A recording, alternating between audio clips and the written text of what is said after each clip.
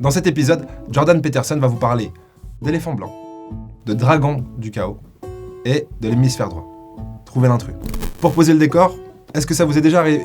Enfin non, peut-être que ça vous est pas arrivé parce que peut-être que vous savez lire. Mais moi, en tout cas, quand j'étais à l'école, on devait lire à tour de rôle différents trucs, quoi, je sais plus.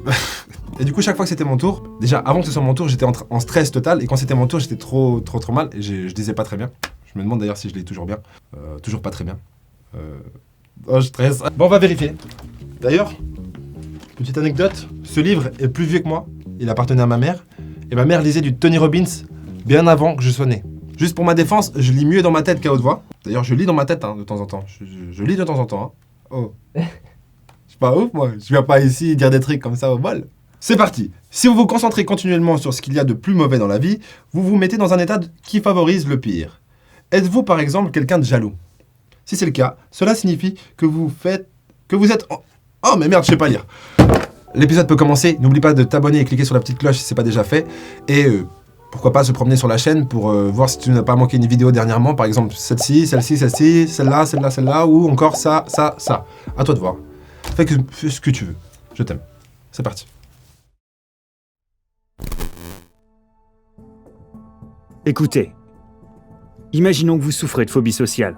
Ok, qu'est-ce qui se passe quand vous en souffrez? Vous allez à une soirée et votre cœur bat. Pourquoi? La fête est un monstre. Pourquoi? Parce qu'elle vous juge. Et elle vous juge. Elle vous place au plus bas de la hiérarchie de dominance. Parce que ça, c'est un jugement négatif. Et ça se met au travers de votre accomplissement sexuel. Et ça signifie que vous subissez un jugement âpre de la part de la nature elle-même. Donc, faites face au dragon du chaos, lorsque vous êtes dans un contexte social. Et qu'est-ce que vous faites? Vous êtes comme ça, vous êtes courbé. Et c'est ça, la faible dominance. Et ça ne va pas vous mener très loin. Mais c'est logique de réagir comme ça, quand on est face à un tyran. Je ne suis pas menaçant. Vous regardez le roi et vous êtes mort. Je ne suis pas une menace, je suis courbé. Et ensuite, qu'est-ce qui se passe à l'intérieur? Qu'est-ce que les gens pensent de moi? À quoi ils pensent? J'ai l'air stupide? Ou est-ce que j'ai l'air bête? Je suis mal à l'aise, j'aime pas être ici. Tout est intériorisé, pas vrai? Tout est centré sur soi. L'œil ne fonctionne pas. L'œil ne fonctionne pas. Qu'est-ce que vous dites aux gens? Arrêtez. N'arrêtez pas de penser à vous-même. Parce que ce n'est pas possible. C'est comme dire, ne pensez pas à un éléphant blanc. Éléphant blanc, éléphant blanc, éléphant blanc. Vous ne pouvez pas dire à quelqu'un d'arrêter de penser à quelque chose, parce qu'il va tourner en rond. Ce qu'il faut faire avec les gens qui souffrent de phobie sociale, c'est leur dire « Regardez les autres. Regardez-les. » Ok? Pourquoi? Parce que si vous les regardez, vous savez à quoi ils pensent. Et puis vous, à part si vous êtes mal socialisé, et certains le sont, certaines personnes n'ont aucune aptitude sociale. Donc la raison pour laquelle ils ne peuvent pas aller en soirée, c'est qu'ils ne savent même pas se présenter. Ils sont juste... Personne ne leur a jamais enseigné comment se comporter. Et donc ce sont des très bons... candidats pour une thérapie comportementale, parce que vous les aidez à comprendre comment, procéder pour développer les processus associés à l'acceptabilité sociale. Je vais vous donner 5 méthodes que j'utilise au quotidien pour combattre l'anxiété, que ce soit de l'anxiété simple ou de l'anxiété sociale. C'est des méthodes qui fonctionnent immédiatement, c'est pas magique, mais ça va vraiment soulager l'anxiété sociale. Je parle vraiment comme un psychologue.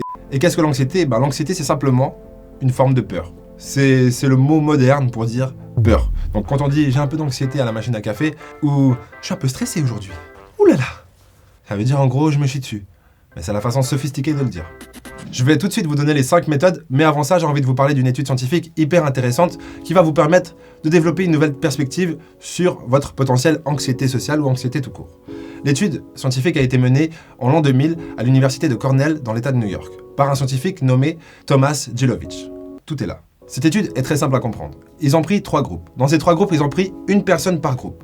Ils ont demandé à cette personne de se présenter en cours avec 15 minutes de retard en portant un t-shirt avec la tête de Martin Luther King ou Bob Marley.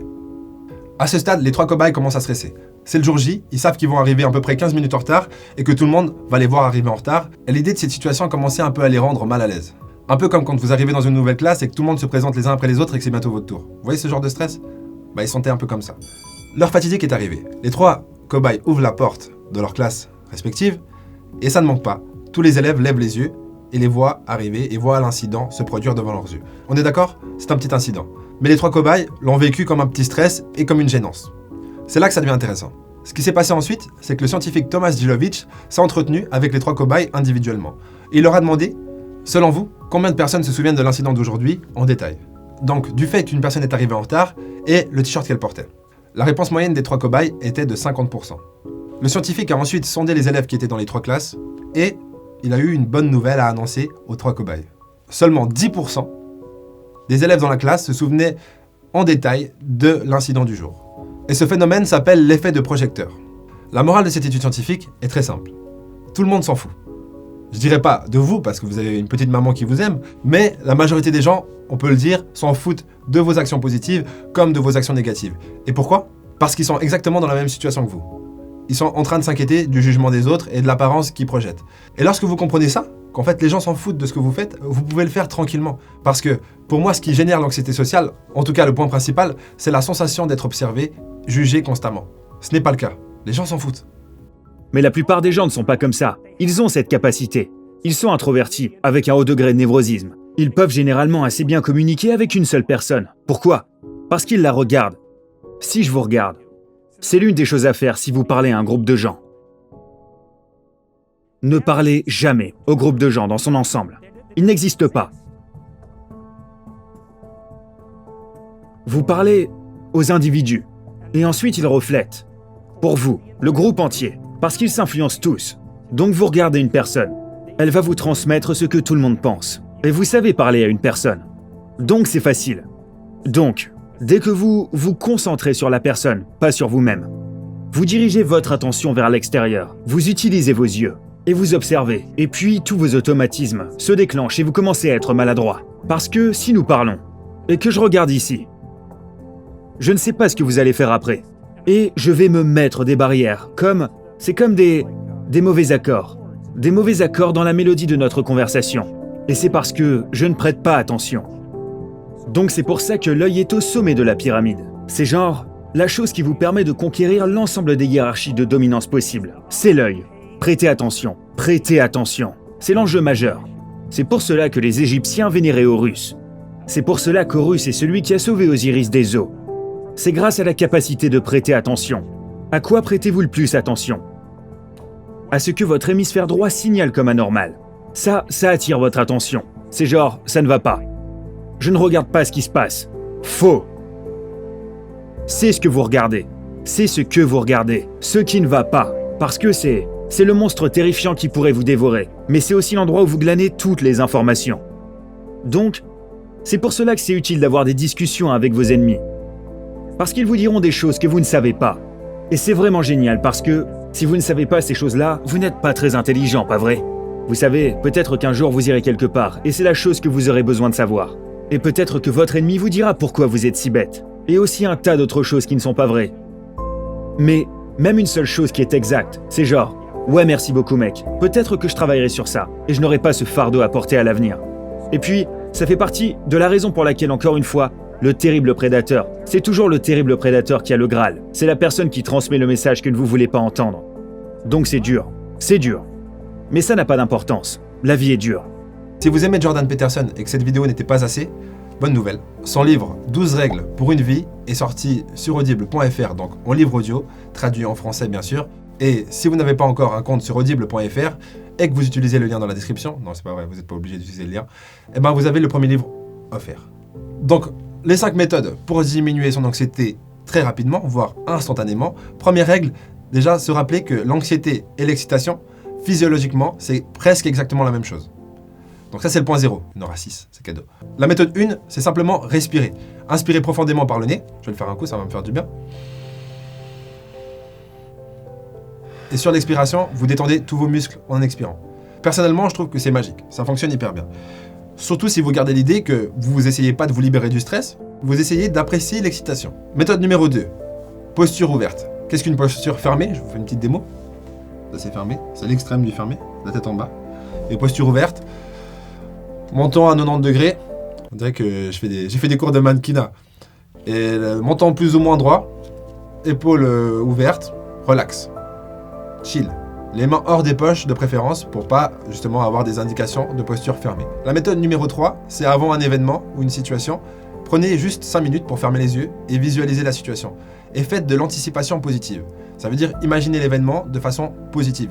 Imaginez que vos interlocuteurs sont super sympas, d'hyper bonne humeur et que tout se passe merveilleusement bien, comme le dirait si bien Mesmer. La méthode 4, c'est la plus compliquée selon moi, c'est juste contrôler, monitorer vos pensées. Parce que ce qui se passe, c'est que vous pensez constamment. Et si vous n'avez pas conscience en fait que vous pensez, et que vous pensez inconsciemment, ce qui se passe pour la plupart des gens la plupart du temps, vous vous identifiez du coup inconsciemment à des pensées qui ne sont pas propres à qui vous êtes réellement. Vous pensez des trucs et vous pensez que c'est vous qui le pensez. C'est pas le cas. Je préfère voir ça comme ça. Votre cerveau pense de lui-même et c'est à vous de choisir à quelle pensée vous voulez vous identifier. C'est à vous de créer votre personnalité. Vous ne devez pas être victime de votre personnalité parce que vous ne l'avez pas choisie. Et du coup, elle a été construite réactivement. Et la méditation, pour moi, c'est l'opportunité de se distancer avec nos pensées, du coup, ce qu'on croit être notre personnalité, pour pouvoir ne pas en être victime. Parce que si vous avez créé une personnalité qui dit « j'ai de l'anxiété sociale », et que vous croyez en ça comme une vérité pure, ça sera beaucoup plus dur de s'en sortir. Et pour finir, la méthode numéro 5, c'est simplement de faire face à vos peurs. Ça semble con, mais c'est vraiment un choix que vous devez prendre. Est-ce que quand vous avez une peur, vous la fuyez ou est-ce que vous foncez dedans? Will Smith, par exemple, il a choisi, il le dit dans une interview, qu'à chaque fois qu'il a une peur, il plonge dedans. Vous n'êtes pas obligé d'être dans l'extrême, mais l'idée c'est que si vous n'avez pas ressenti de peur ces 3 dernières années, ou pas assez, globalement ce que ça veut dire c'est quoi? C'est que vous n'avez pas évolué ces 3 dernières années. Parce que la peur apparaît quand vous sortez de votre zone de confort. Donc ayez peur, mes amis. Je disais souvent d'ailleurs à mes potes que je suis le roi des peureux. Mais je me mets dans des situations bien plus dangereuses qu'eux au final. Hein les gars? Enfin bref, au prochain épisode. Tu peux faire quelque chose avec ça déjà? Ouais, merci. Et ce dont je suis sûr, c'est que les plus grands choix commencent et se terminent avec vous. Vos grandes questions intérieures.